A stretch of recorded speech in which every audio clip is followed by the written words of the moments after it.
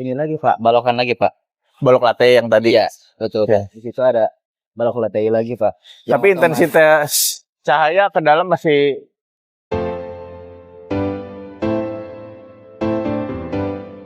Halo guys, balik lagi di channel gue, di channel Tito OPR. Oke, proyek kali ini kita lagi ada di Cipondoh. Ini kita lagi bikin rumah bangunan 3 lantai. Ini di posisinya ini di hub nih. Nah, sekarang lagi ada tim kita. Di sini ada Akmal, ada Basir, ada Miko. Nah, ini kita lagi ngejarin untuk tampak bagian fasad nih. Jadi nanti kita sambil cek ada apa aja gitu. yang ini pun membalokan itu. Jadi tadi ada apa aja, Mal? Concernnya? Jadi di sini kita awalnya tuh memang buat sini kita tadinya kurang perhatian Pak di dinding perimeter ini. Kita kurang antisipasi dari tim kantor ke lapangan. Yang utama sekarang terjadi di lapangan tuh karena tadinya di sini ada penebalan nih Pak ya. Di sini ada yang ini penebalan. ada penebalan. Iya, di sini pastinya nanti akan ada ini lagi Pak, balokan lagi Pak. Balok latte yang tadi. Iya, betul. Di situ ada balok latte lagi Pak. Tapi intensitas cahaya ke dalam masih terang. Akan berkurang Pak. Oh, jadi berkurang malah. Oke. Justru pasti berkurang Pak dari situ Pak. Jadi intinya naik, Pak Basir?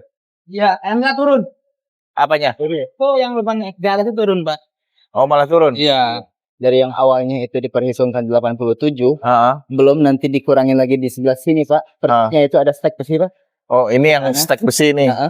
Terus itu nanti pasti ada balokan lagi ke sana dan pasti ditutup. Itu berarti kurang lebih ada 60-an gitu Pak. Oke, sisanya. Sisa lubangnya. Terlalu dikit ya? Iya, pastinya Pak. Mending kurangin bawah lagi aja. Iya, mending turunin bawah. Iya, kalau melebar. Yang penting total bukaannya sesuai dari perencanaan desain aja. Ya, kamar dari Pak Ali nih Mas. Ini kan jadi ini sekitar 40 lagi yang ini untuk lembangin ini. Nah, ya udah, yang penting dari total openingan mal ngikut dari desain aja. Jadi kalau misalnya ininya si latte, hitungannya harus lebih turun. Berarti ini ntar roster diturunin lagi aja gitu. Iya, mending turun. Iya. Gitu dibanding nambah janggut. Kalau nambah janggut berarti kan latte kita harus bikin 2, atas sama bawah. Ya kan, sedangkan ini kondisi existing kan kita memang ikut based on existing kan, rumah yang tadi sebelumnya. Gitu. Jadi nanti tinggal turunin aja batanya. Terus kalau misalnya material kayak misalnya untuk lantai, plafon dan lain-lain, Masuk berbasis material. udah mulai mau masuk apa gimana? Kalau keramik belum. Kalau keramik masih belum. Habis ini aja nah. Habis plafon aja. Plafon dari lantai 3 dulu. Iya. Pokoknya ini kan rangka udah. Tinggal masukin apa namanya?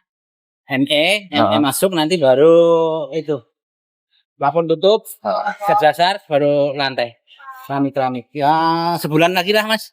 Sebulan lagi untuk order keramik lantai-lantai. Akhir bulan lah ya. Iya. Oke. Jadi ini kita mau ngasih lihat juga apa namanya untuk kebut dari tampak samping fasad ini.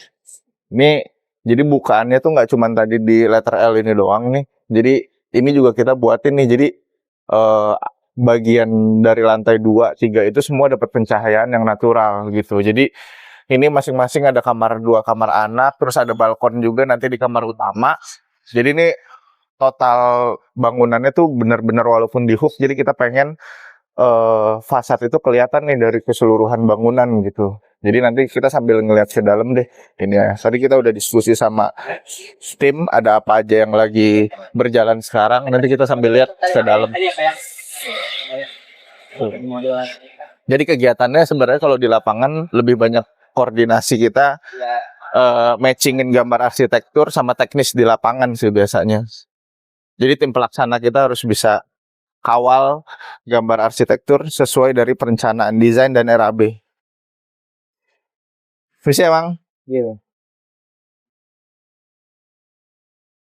Nah, jadi concernnya tadi itu, ini kan kita akan jadi bukaan nih. Kita jadi bukaan semua karena apa? Nanti di sini tuh akan ada jendela-jendela sliding gitu semua di sini. Jadi supaya nanti pencahayaan itu masuk secara natural ke sini gitu. Nah, jadi di sini tuh nanti ada ruang tamu, di bawah tangga ini ada kamar mandi. Nah, di sini tuh nanti ada area living nih, living and kitchen nanti di sini. Jadi benar-benar semuanya kita bikin compact gitu. Tanah ini tuh sebenarnya nggak begitu luas ya. Jadi tanah ini kurang lebih 60-an meter persegi lah gitu. Jadi kita gimana caranya memaksimalkan bangunan. Jadi di bawah ini ada satu kamar. Terus nih kita naik ke lantai 2. Ini progresnya sih semua udah plester aci sebenarnya. Nah, nanti di sini ini ada tangga. Nah, di sini ada tangga putar di sini nih, ada tangga putar di sini yang untuk akses ke lantai 3. Lantai 3 itu nanti ada area service untuk laundry sama area ruang kerja. Nah, di sini ada 2 kamar anak. Ini kamar anak 1, kamar anak 2. Di sini ada kamar mandi gitu. Nah, di sini yang paling besar ini bagian kamar utama gitu. Jadi di sini juga semua sebenarnya dinding ini udah plester aci semua. Jadi tinggal nanti tim MEP kita ini masuk, terus habis itu baru kita tutup plafon, baru mulai detail-detail finishing arsitekturnya. Jadi di sini tuh sebenarnya ada balkon gitu nih, karena posisinya ini di hook. Jadi kenapa sih perencanaan kita harus survei di lapangan? Nah, fungsinya survei itu sebenarnya untuk memastikan nih kayak misalnya area paling yang kita mau highlight itu apa. Jadi karena ini kita benar-benar di hook, jadi kita pengen visualisasinya ini di sini adalah jadi key point-nya gitu. Jadi kenapa kita memutuskan kalau misalnya bisa visit turun ke tim arsitektur kita supaya ya ini, jadi kita benar-benar mempertahankan gimana caranya apa poin-poin yang kita bisa highlight gitu. Jadi, nah contoh juga karena ini di sini area apa namanya area hook dan kita pengen di sini benar-benar jadi stand out. Jadi untuk beberapa kolom ini kolom utama. Jadi ini kita pengen nanti dindingnya itu kita pengen bikin jadi seperti pipa gitu.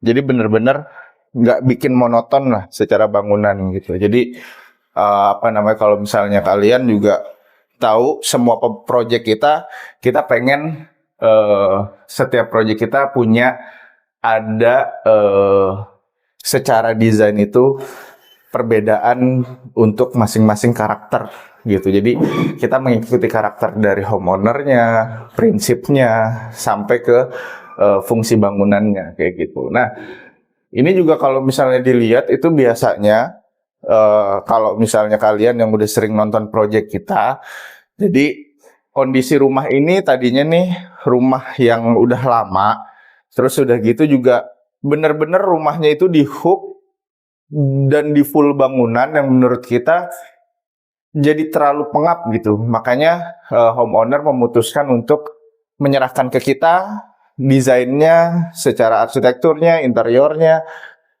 kita develop secara desainnya seperti apa, semua kita minta approvalnya, dan udah gitu kita present hasil gimana project yang kita akan lakukan nanti yang cocok dengan homeownernya gitu. Jadi sebenarnya di tiap-tiap masing project itu kalau misalnya kalian simak, jadi kita tuh dari perencanaan awal, dari desain sampai pembangunan itu kita benar-benar melibatkan interaksi antara homeowner dan kita sebagai pelaksananya, kontraktornya gitu. Jadi ya paling begitu aja yang gue bisa share kali ini. Untuk detail-detailnya mungkin kita nggak banyak bisa lihat ya. Kalau misalnya di sini sekarang kan masih masih pembangunan dan masih raw lah. Di sini tuh masih finishing, masuk masa pasca finishing. Jadi kalau misalnya nanti beberapa progresnya kalian bisa cek terus untuk detail-detail apa aja yang udah kita lakukan, kegiatan kita gitu. Jadi kalian tetap tonton aja di YouTube gue, di YouTube Tito APR untuk di next projectnya apalagi yang kita bakal share. Gitu aja. Jadi kalau misalnya kalian nanti mau bangun rumah, renovasi atau interior project atau apapun komersil, pembuatan store dan lain-lain, kalian bisa menghubungi kita di link yang ada di kolom deskripsi di bawah. Oke, jangan lupa kalian bisa subscribe, like, dan komen kalau misalnya kalian ada pertanyaan.